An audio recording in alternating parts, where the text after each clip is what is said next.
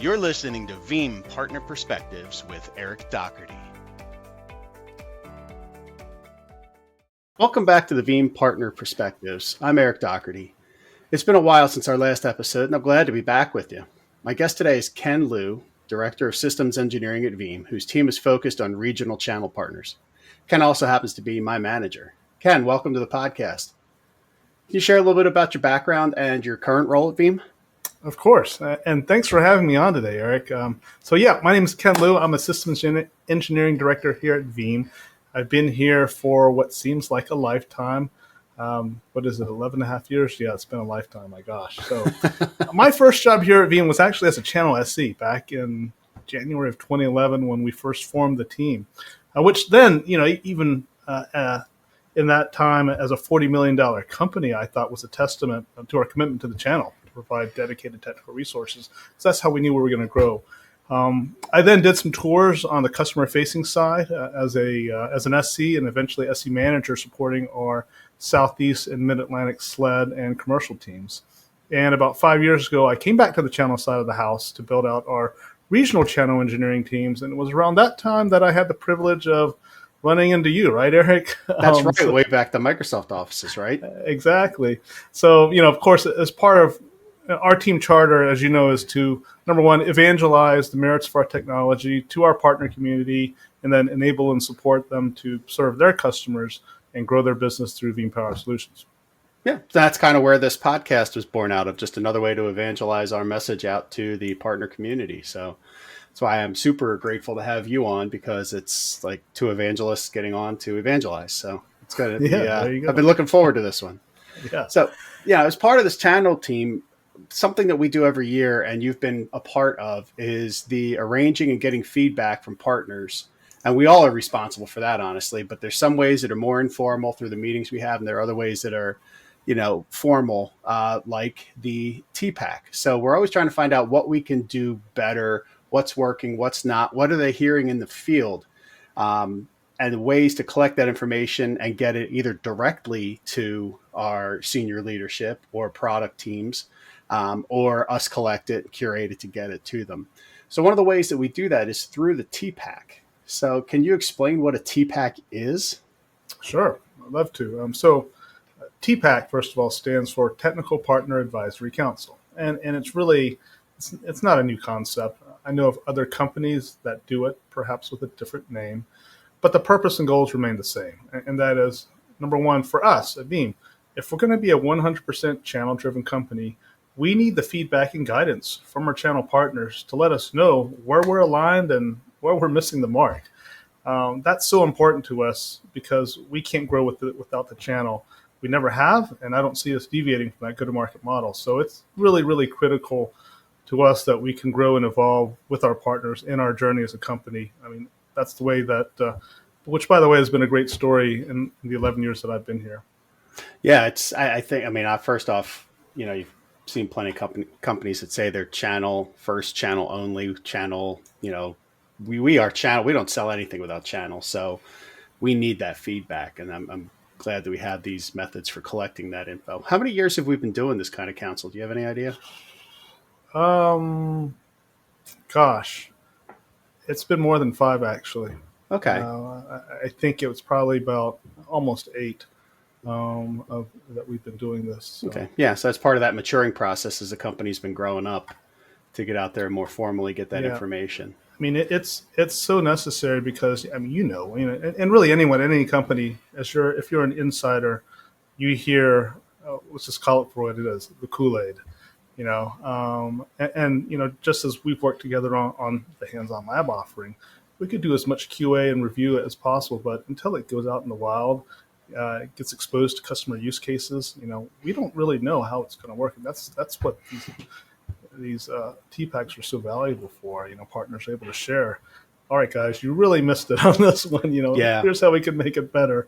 Here's the feedback, or even with betas or upcoming releases. We like to get feedback and thoughts from them on, hey, here's what we're thinking. Here's where our message is going to be. What do you think? And they can be like, you guys are so off. Or I think we've got an opportunity here. Yeah, and I think that's great, and I think there's two sides to that. One, it's great to hear you're doing great, but two, you got to be ready to hear that people aren't happy with what you're doing and be willing to make changes because let's face it, most of the time they're right. They're the ones out there seeing what's happening in the field, what's landing and what's not. So credit to the company for wanting to actually hear the feedback. Next step, obviously, is doing something about it, which I think Veeam's been very good at taking that feedback to heart. What kind of partners typically try to get or typically are on the panel Yeah, for good these? question. Good question. And it may not be what people out there think because while you'd expect to see your multi-billion-dollar players have a seat at the table, the reality is that we strive to have a broad sample of all of our partner types. So whether you're a partner that's on top of the CRN rankings or if you're a boutique regional player, we appreciate that the go-to-market strategies, the opportunities, and challenges that each of those partner types differ, and even across geographical regions. So we do our best to try and make sure everyone's represented. Granted, we try to keep the TPAC small as well and manageable, but we try to keep a broad audience as much as possible. I think that plays into how our product's positioned too. The fact that we can work from this with the smallest of companies up to the largest enterprise. So that's great that we actually look for that kind of representation within the TPAC board as well. I think that's important to get in that message because everybody has something valuable to bring. I don't care if you do a couple million a year, a couple 100,000 a year, or tens of millions a year of our product. Yeah, I mean, it's valid. that's a great point you bring up there. And you were at the TechX last week. You heard Danny and John Jester on stage talking about where we're going as a company, and the biggest opportunity that we have is honestly it's an opportunity that we as a company have built, and that's the 400,000 customers that we have globally. And what are we going to do as a company to deliver products to stay aligned with them on their journey to the cloud? And if we don't know if we're on the mark or not without feedback from our partners of varying sizes. And many of those customers they're not all enterprise. A lot of them are SMB, a lot of them are mid-market, many in the SLED space. And we need feedback on all of it because we're not going to roll out 10 different products, to accomplish the same thing. Right, exactly.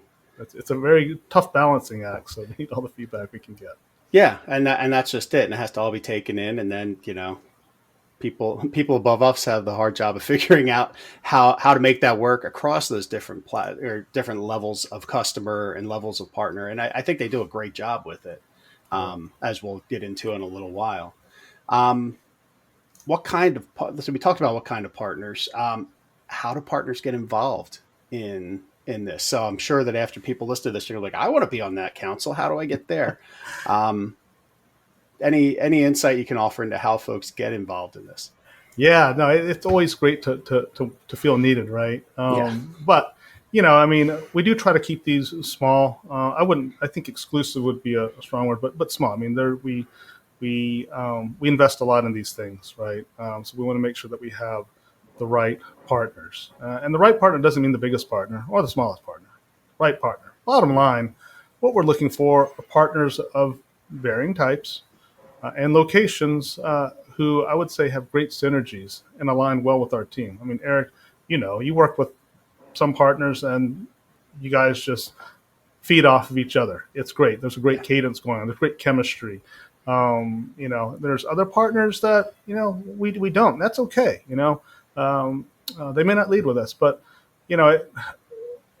besides that, it's those that can demonstrate a strong competency in Veeam technology, whether that be they've got, all the advanced certifications or otherwise, they've got the creativity and the know-how on how to build Veeam-powered solutions. They're taking, from what us as a manufacturer delivers to them out of the box, and they're building great solutions.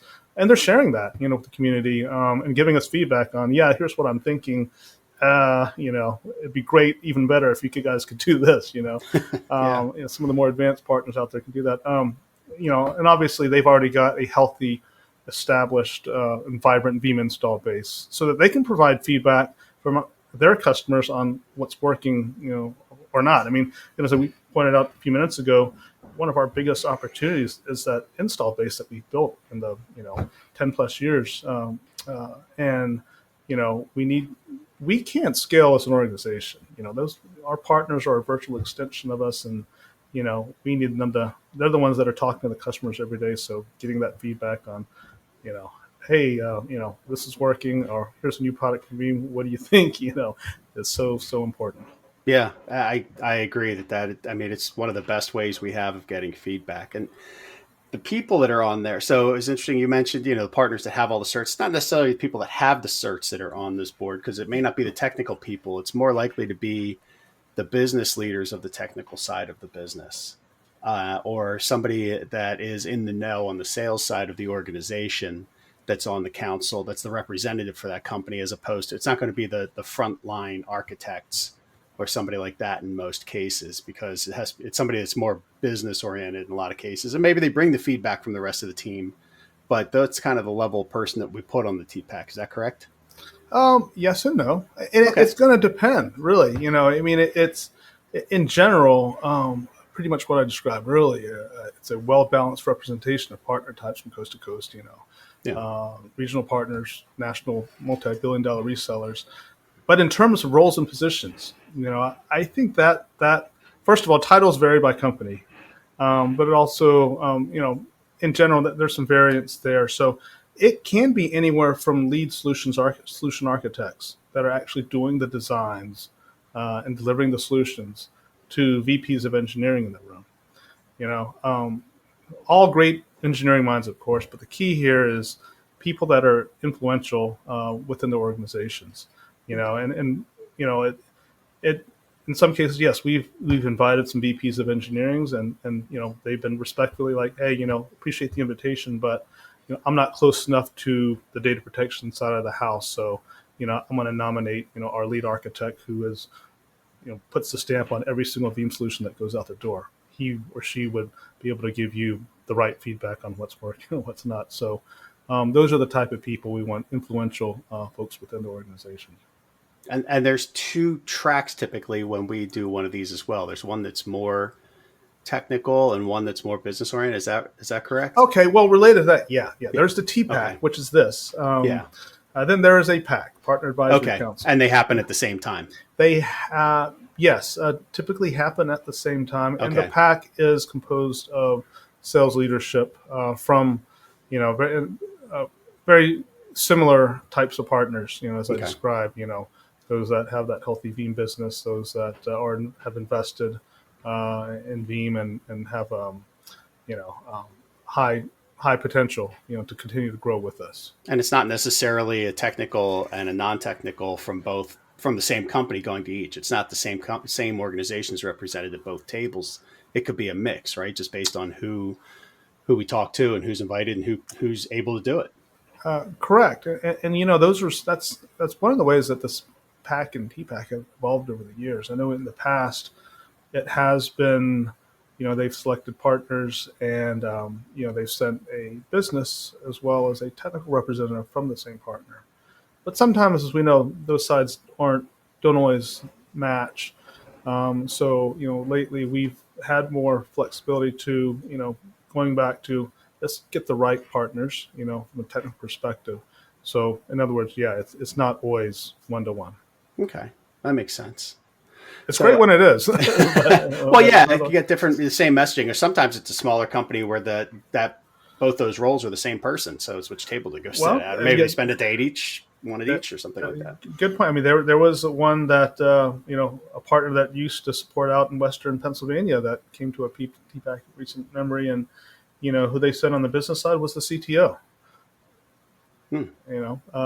Because he had a good pulse on where the company is going from a technology perspective and could give that feedback, and was also obviously familiar with the Veeam side of the house as well. So sometimes there's a shifting of roles there.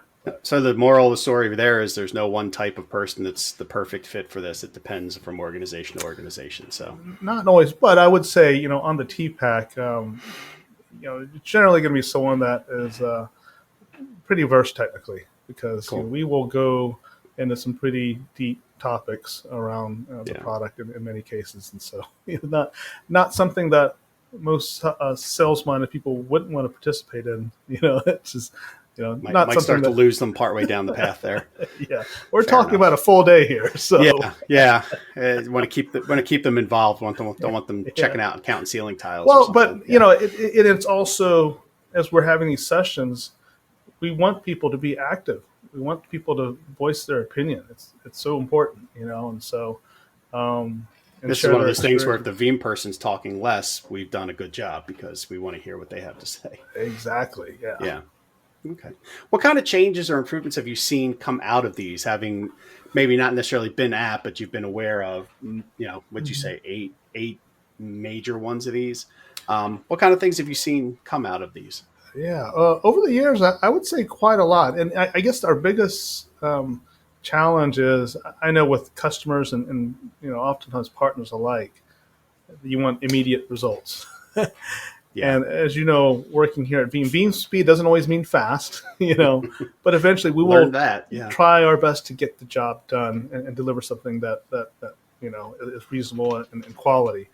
So, as I pointed out earlier, it's so critical for us that we can grow and evolve with our partners in our journey as a company, as well as our customers' journey when it comes to evolving their data protection strategies beyond just backup. So, in the TPAC meetings, it's not just the usual suspects for myself that are attending. We make it a point to bring in those influencers, such as our CTO, Danny Allen, other members of our product strategy group. We include representatives from different product management teams so they can hear firsthand from our partners on what's working, what's not working, and honestly, what's needed, for a specific product set that they represent. Also, there's going to be representation from other internal stakeholders, such as our solutions architecture leadership, competitive intelligence group, pre-sales engineering, technical product marketing, really to help ensure that our message is fine-tuned. And then rest assured, all of the input that we've received from the TPAC is taken into consideration for how we go to market, whether it's our product sets that we deliver or how we go to market with our partners. For example, providing improved sizing calculators is one topic that we have consistently heard over the years. You probably remember this from back in the day. They weren't. Yeah. Excel spreadsheets that you never knew if you had the right one, if you had any Excel spreadsheet or just an equation that you were sketching out. I'm impressed with where it's come even in the last year. So clearly message received. Exactly that. Yeah. And I know while it's not perfect, you're right. I think our tools are way better than they were, say, 5 years ago. Another example would be our best practices guides and reference architectures. For example, we partner with we partner with Cisco to deliver a Cisco validated design because many of our partners like to sell Cisco.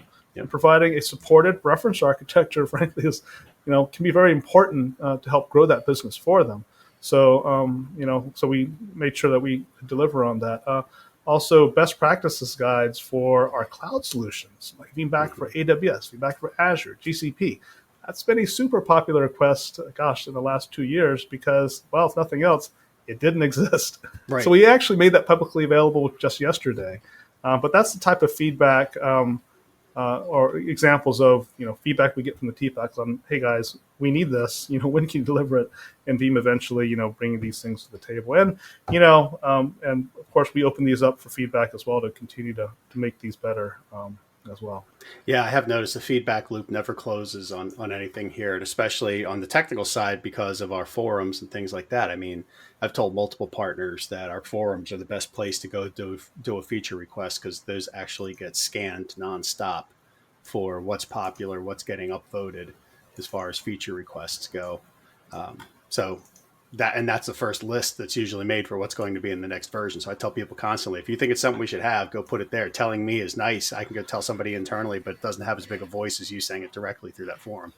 Yeah, there's when it comes to feature requests and product enhancements, I think one of the things that I would hope that our partners and customers alike can appreciate about Veeam is, if you're smart about it, if you've been around the company for a while, you'll know that there can be multiple venues to make your voice heard, whether it be on the Veeam forums, the TPAC.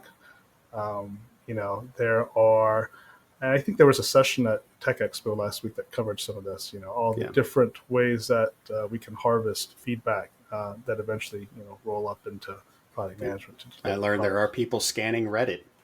to answer things as well. So there are actual Veeam people who are out there. So you think you're just ranting with other co-Veeam customers or partners? No, there's Veeam people out there trying to answer your questions and help you too. So just know that. Yeah, I've seen our moderators be called out on Reddit before. Yeah, so, I'm but sure. But similarly to the TPAC, and that's the kind of candid feedback that we need. And but also, to be fair, sometimes when people go on forums, it's because they're upset. Just like when people call and complain to customer service, it's usually not to give a compliment. You don't hear from a happy customer near as much as you do a dissatisfied or upset or one with a problem. And I've seen where, our moderators can really help diffuse it or explain, and honestly, I think people are just looking for an answer at the end of the day to solve their problem. And that's a great part about the community out there, people will chime in on Reddit and other places and help answer the question. So, which is really cool to see. Yeah. Well, and that goes into another topic that for another time is like our vanguards and legends and things like that, who are our big evangelists out there. So we have great ways of getting the message out there. And I'll cover those in another topic on another podcast, but just, to bring it back to the TPAC, we haven't had one in person in a while. We haven't had anything in person for a while until Veeam On this May. Which was super exciting to get out there. So glad to be able to be there. 6 days might have been a little too long in Vegas, but it was still a great time. So we decided to have, I guess, what you were calling a mini TPAC. It wasn't officially the TPAC, but it was of the partners who were attending. Who could we get around the round table to get some in-person feedback from? We've done virtual ones over the last couple of years, but we all, as we've learned, is that virtual is just not the same as in person. So what kind of partners were on there and what kind of topics were covered? Yeah, so mini TPAC we had in Vegas in May during Veeam On. We thought, hey, because it was at Veeam On, we had many of the key influencers from product strategy, product management, and other key stakeholders were already there. So let's take advantage of that opportunity and have our TPAC members that were present, attend a very special breakout session. Number one, to thank them for coming to Veeam On. And to host an in-person TPAC, but also number two, more importantly, give them the platform and the ability to provide immediate feedback on what they just heard on stage at Veeam On, from Anand, Danny, and others, related to our product announcements and other key topics. And so I thought that was great and appreciated. As far as what types of partners were on that panel, pretty much the same as what I described earlier. I mean, it was well-balanced representation of partner types from coast to coast. Just like who attends Veeam On, from our well-established regional partners to the national billion-dollar resellers that we all know, and again, as far as role types, anyone from, lead solutions architects to VPs of engineering were in the room. That's great. So it was really in keeping with the spirit of what the official TPAC is as far as who was in there. Yeah, it really was. Yeah. So what kind of topics were covered and what were some interesting things that you heard out of that you're able to share with us today that, we'll see. It was discussed. We'll see what we see in the future as far as what's implemented or taken into consideration. But what were you hearing as a general message that you thought would be interesting to share? Yeah, sure. Of course. And I'm sure what was shared in there is probably a similar or the same sentiment as all the other partners that may be tuning into this podcast. So, and you all out there, please let us know if we're on point or not, in the spirit of a TPAC, right? But, I would say the topic that dominated the discussion to the greater part of 90 minutes was, of course, around cybersecurity. No shock there. And specifically, though, what is Veeam doing from a data protection standpoint to help them meet their customers' demands, to help mitigate risk associated with ransomware? It was not unexpected, because we all know the threat of ransomware is very real and very much top of mind for everybody in IT. But one point I thought that resonated well, because frankly the entire room agreed to it, is that the CISO suite is the one who's driving and influencing much of the IT spend today, not the directors and VPs of infrastructure that we've traditionally worked with in the past. So what is Veeam, from a product standpoint, doing to help our partners, help those who have historically sold into infrastructure side of the house make inroads into that CISO suite, who seems to trust nobody in the organization? It's their job, sort of. So I get it. Yeah. I mean, a good CISO is a risk-averse CISO, right? So there was definitely some solid, constructive feedback to our team related to some of the more security-focused features we have that we rolled out in V11 when it comes to securing backup data, and frankly, how we could make improvements to make it more palatable to all, including the CISO suite. Okay. Yeah, that's and I agree. That's like the main conversation I have with anybody over the past year plus is around ransomware. You bring up ransomware and you can talk for an hour about any solution. I mean, you talk about ransomware and probably talk about Microsoft Word. I mean, it's just the way it is. Yeah, but that, and it was that. I said it was unexpected, but it was refreshing to hear that too, because again, you heard it at Veeam and you heard it at Tech Expo last week. Danny's on stage and talking about really what are the two tenets of modern data protection. For us, cloud acceleration and ransomware protection. That's where we're placing our bets as a company. So to hear pretty much our entire TPAC in May, without asking them, by the way, bringing this up. Because when I started, it was kind of more or less an open session. What do you guys want to talk about? Based on what you heard on stage? Yeah. This is exactly what they brought up, and they talked about it for 90 minutes. So It's very refreshing, and it validates and tells us, hey, yes, we placed our bets in the, to go after ransomware, and you guys are helping to validate this for us. So, thank you. So what were some of the things, and I would expect that to be a topic, and 90 minutes, that tells you right there how important that is. What are some of the topics that they brought up that surprised you? Honestly, I don't think there was really anything that was a surprise. Okay.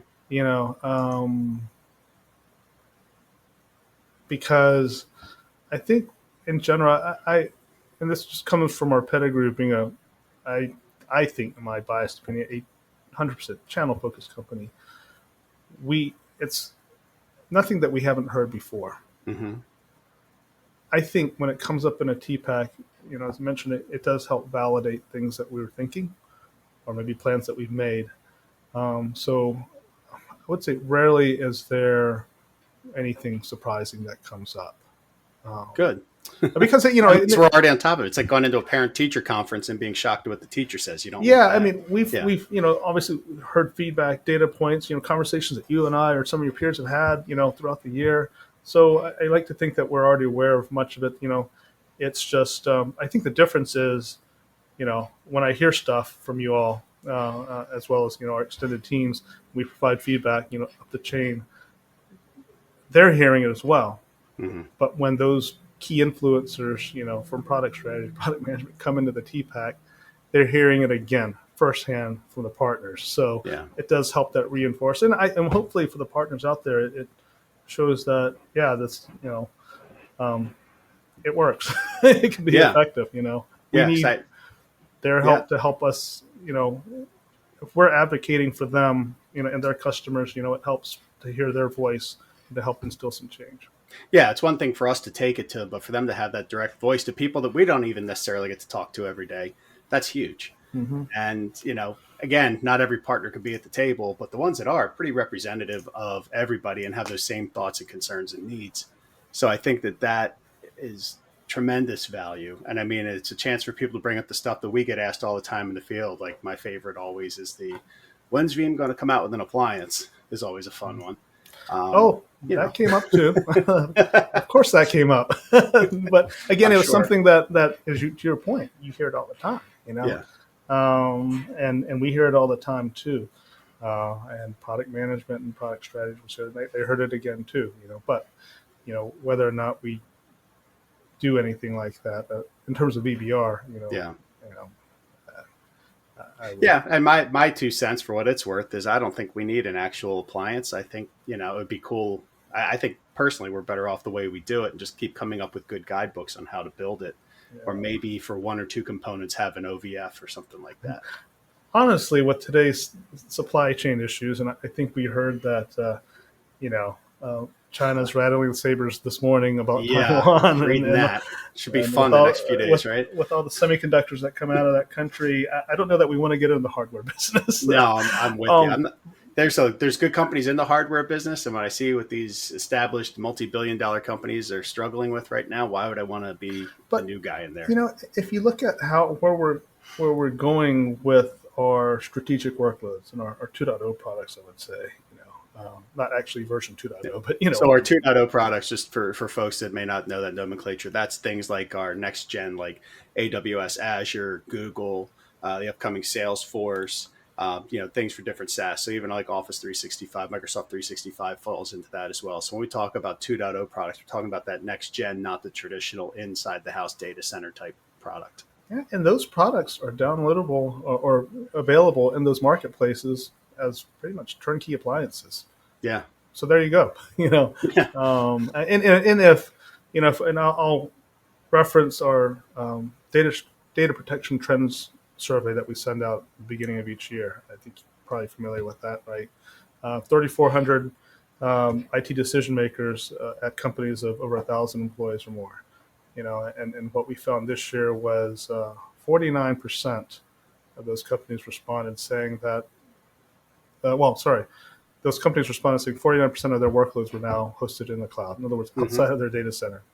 So if that's the direction of where the market's trending, then the products that we're rolling out to capture those markets are, I'd say, more or less in an appliance-like format. That's very true. And the beautiful thing about the way we do it, and I for demos in my own labs use the stuff in Azure Marketplace, AWS Marketplace all the time. You can use that template or you can build it yourself. You're not stuck using that template. So it's a nice thing if I use it because it's quick and easy. I can click on it and boom, I'm running in 5 minutes. Or if I really want to build it myself, I can do that too. It's nice to have the flexibility. It goes back to our good old simple, flexible, reliable mantra from years past. So based on everything that you saw and doing this mini TPAC, do you think that's something we'll keep doing or have more than just the main one, the annual one that we've had in the past? Do you think that they'll do different ones throughout the year for feedback as opposed to just having one big one every year? Well, this is Veeam, and honestly, this is 2022, so anything's possible. It's very true. Nothing but surprises these days. I mean, just to be honest about it, I don't think that we'll be changing our annual TPAC format anytime soon. I think it's proven itself. I think it's successful. We have a great time. But I do think there is opportunity and room to expand our reach a bit into more regional packs.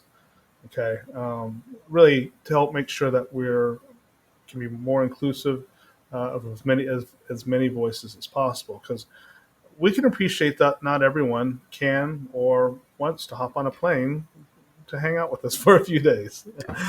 People are busy. I mean, it seems like people are busier these days. And airfare's not cheap, unfortunately. Airfare's not cheap. There's a lot of drama in flying apparently out there. Cancel flights. I mean, so a regional pack could make a lot of sense when it comes to people's time and travel budgets, as well as for capturing a wider audience. So, and for what it's worth, we've run these in Europe, so it wouldn't be out of the realm of possibility because we have a format for it to do these in the U.S. or North America. So I guess what I'd say to that and to those in the audience who are listening is, if we did do a smaller regional TPAC, would you attend?